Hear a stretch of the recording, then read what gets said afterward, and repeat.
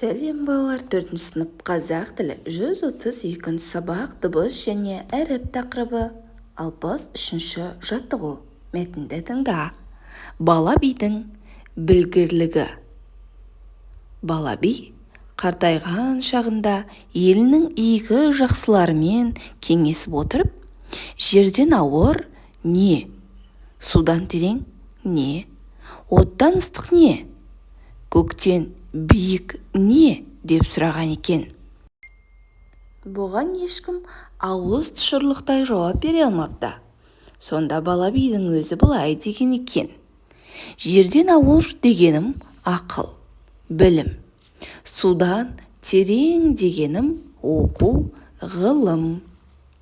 Оттан ыстық дегенім адамның өмірі. Көктен биік дегенім тәкаппардың көңілі. Мәтін шешендік шиырлары кітабынан алынған. Ал енді мәтінге байланысты сұрақтарға жауап берейік. Тыңдаған мәтіннің негізгі тұстарын белгілеп ал. Соған сүйеніп мазмұнын айт. Демек, мұндағы бала би жерден ауыр ақыл мен білім, судан терең оқу мен ғылым, ал оттан ыстық адамның өмірі, көктен биік ол тәкаппардың көңілі деген екен. Бала бидің сұрағына қалай жауап берер едің? Дәлел келтіріп, өз ойыңды айтып көр. Сөйлеуіңде менің ойымша, меніңше сөздерін пайдалан. Бала би менің ойымша дұрыс айтқан. Жердегі ең ауыр ол ақыл мен білім. Егер ақыл мен білім болса, сен барлығын жеңесің деген мағынаны білдіріп тұр. Ал судан терең ол оқу мен ғылым. Оқу мен ғылым бәрінен де қиын істің бірі. Адамның өмірі оттан да ыстық. Сол сияқты көктен биік ол тәкаппардың көңілі болып табылады. 64-ші жаттығу: дерек көздерді пайдаланып сұрақтарға жауап тауып жаз. Бірінші сұрақ: шешендік өнер деген не? Шешендік өнер тілге жүйрік, сөз қиысының тауып айтатын, халыққа сөз шебері болып табылады. Екінші сұрақ: кімдерді шешендер деп атаймыз? Көпті көрген, елге сыйлы, дана, сөзге шебер, өмірлік тәжірибесі мол, әрі әділетті адамдарды би шешендер дейміз. Үшінші сұрақ: би шешендер тапқырлықпен айтады, көркем тілмен жеткізеді дегенді қалай түсінесің? Халықтың көне тарихымен бірге жасап келе жатқан тәрбиелік мәні зор халық даналығы, яғни шешендік сөздер мазмұны мен құрылысы жағынан мақал-мәтелге, аңыз әңгімеге жақын болады. Сөйлеуші мәдениетіне не жатуы мүмкін? Сөйлеуші мәдениетіне адамның мәдениетті әрі ұқыпты сөйлеуі жатады. 65-ші жаттығу: әр сөзде неше дыбыс, неше әріп бар екенін айт.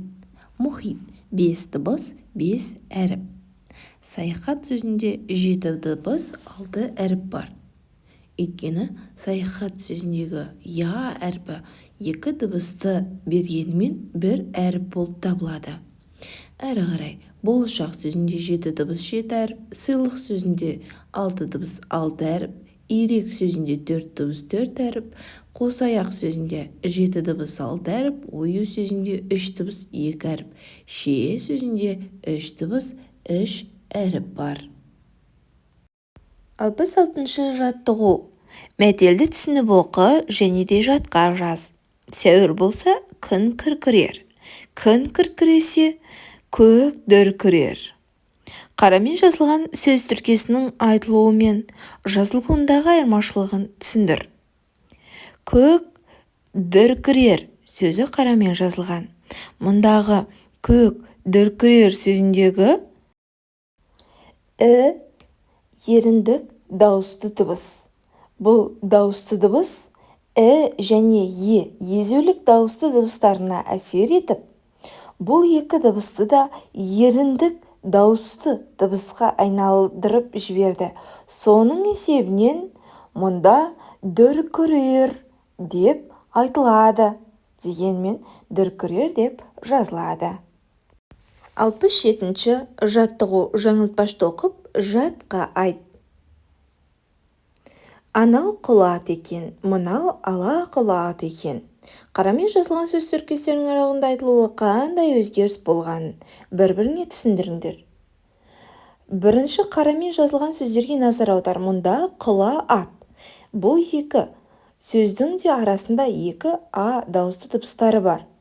Дауысты дыбыстар қатар келгенде бірі түсіп қалады, яғни мұнда бірдей а дауысты дыбысы бар. Сондықтан да құла ат емес, құлат деп айтылады. Ал келесі қарамен жазылған сөздерді де дәл осылай ала құла ат сөз тіркесінде ала құлат сөз деп оқылады. 68-ші жаттығу сөздердің бастапқы әріптерін тауып оқы. Су, сылдыр, саяхат. Таза, табиғат, томан. Бала, бұлақ, бұлбұл. Қоян, қорғау, құстар. Ал енді 68-ші жаттығудың келесі тапсырмасы. Тапқан сөздеріңді қатыстырып, жарнама құрап жаз. Олай болса, осы сөздерді қатыстырып, жарнама құрайық. Қазақстанның табиғаты өте тамаша. Таза ауасы, бұлақтан аққан сылдыр судың дыбысы, ағаш басындағы бұлбұлдың үні. Адам баласына ерекше көңіл күй сыйлайды. Тау бөктерінде елең еткен қояндары еркін жүреді. Көк аспанындағы құстар биікке самғайды. Еліміздегі арнайы қорғауға алынған жерлер мен жануарлар бар. Мұндағы табиғи көрініс мүлде керемет. Біздің елдің табиғатына саяхаттауға кеңес беремін.